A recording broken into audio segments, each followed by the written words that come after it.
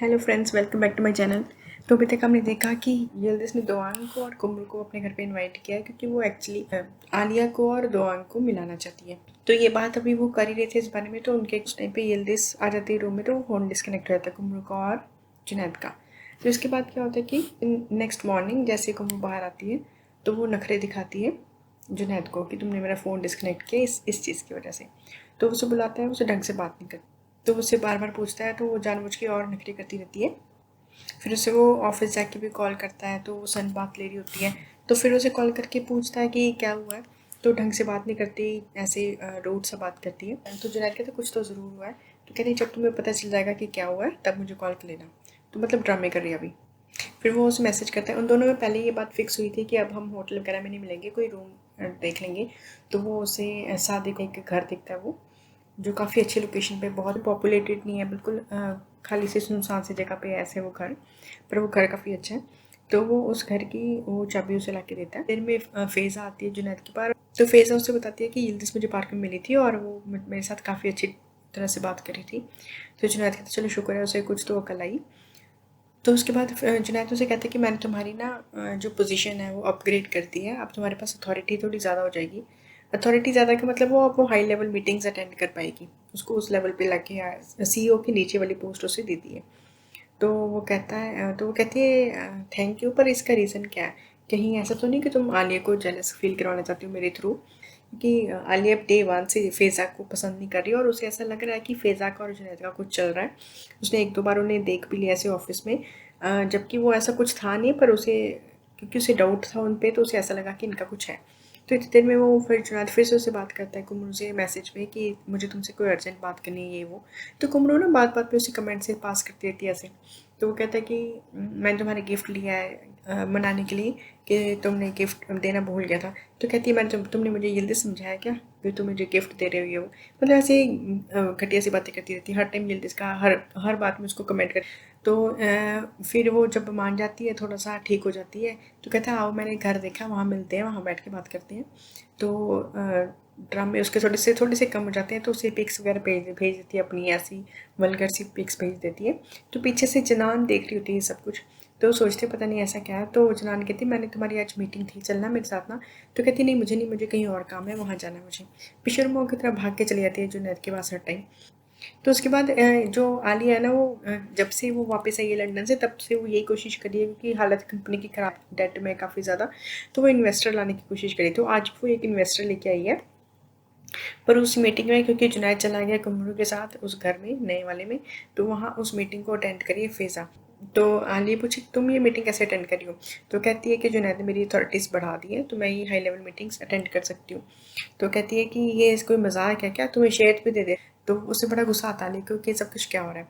वहाँ जो कुमरू है वो उस घर में पहुँच भी जाती तैयार होकर, दोनों वहाँ चले जाते हैं। वहाँ नखरे फिर से करती है, अपनी वही बात कंटिन्यू करती है। तो कहता है कि ठीक है, मैं आई एम सॉरी कि मैंने तुम्हारा फ़ोन डिस्कनेक्ट कर दिया था। कहती है अच्छा तुम्हें समझ आ गया कि तुमने क्या गलती की थी। मतलब हर बात पे ना अपनी वैल्यू से बनाती रहती है कि मैं बहुत ही, मेरे पीछे पीछे भागो तुम। तो कहती है कि मुझे ये बिल्कुल ठीक नहीं लगता कि तुम अपनी वाइफ से ऐसे डरो। तुम, मैं ये चाहती हूँ ऐसा तुम्हारे पास आना, तो मैं आती हूँ।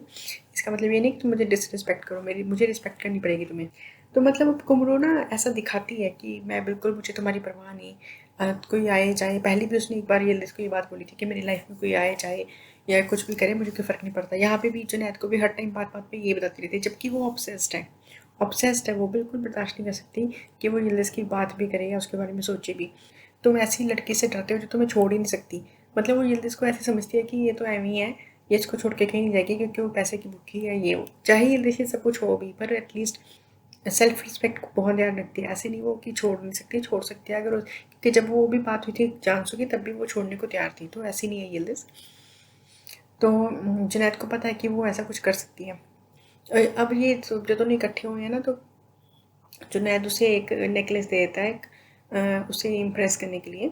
तो चलो अब वो जो डिनर ऑर्गेनाइज़ किया यिल्दिज़ ने उन सब के लिए, आलिया के लिए और दोआंग के लिए स्पेशली, वो आ गया। तो वो वहाँ पे घर पे प्रिपरेशंस करती है। तो आसमा कहती है इतना सब कुछ करने की क्या ज़रूरत है। वहाँ जो दोआंग और कुमरू है वो भी तैयार हो रहे होते हैं।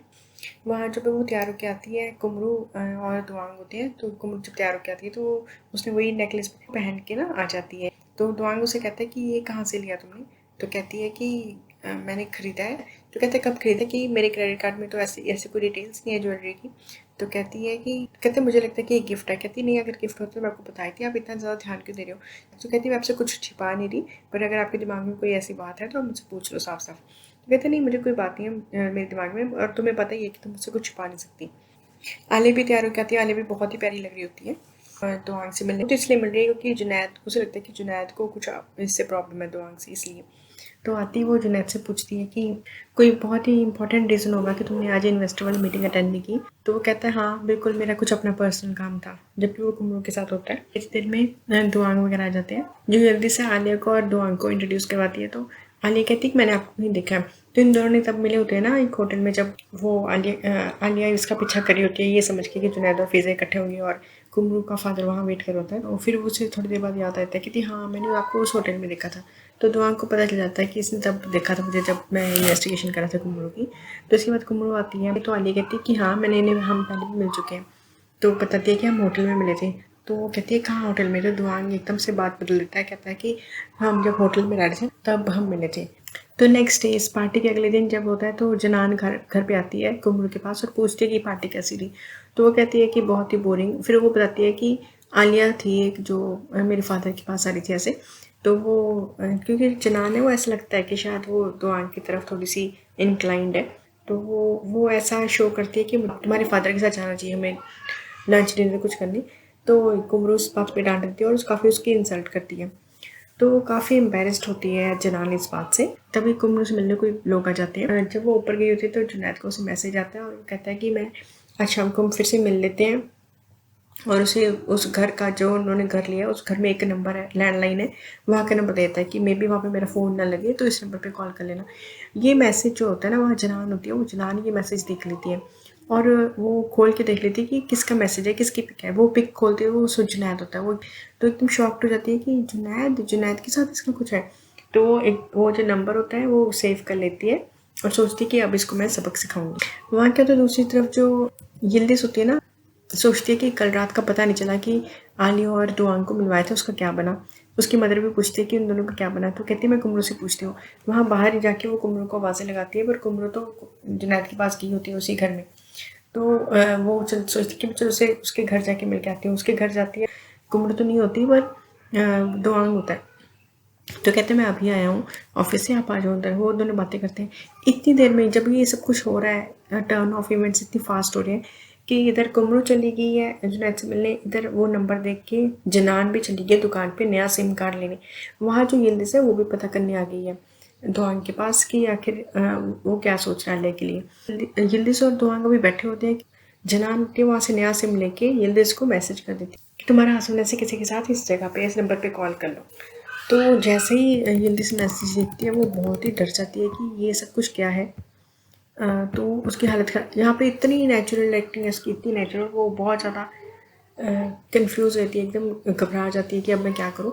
तो उसे दुआंग थोड़ा संभालता है, कहता है कि फिक्र मत करो, ये किसने ऐसे ही भेज दिया होगा।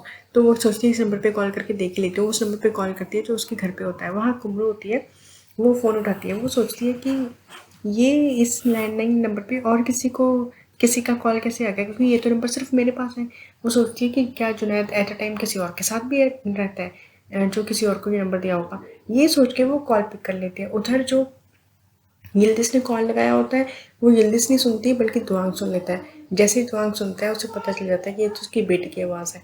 जुनैद और मेरी बेटी एक साथ है। उसे पता चल जाती है ये बात, पर वो यिल्दिज़ को कुछ नहीं बताता और इस बात को यहीं पे ख़त्म कर देता है। तो वो उसकी हेल्प भी नहीं करता यिल्दिज़ की, क्योंकि ऑब्वियसली उसकी अपनी बेटी फंस जाएगी अब तो ये थी अब तक की स्टोरी। आगे आने वाले एपिसोड्स में क्या होने वाला है और लेटेस्ट अपडेट्स के लिए बने रहिए मेरे साथ। Thank you so much for watching.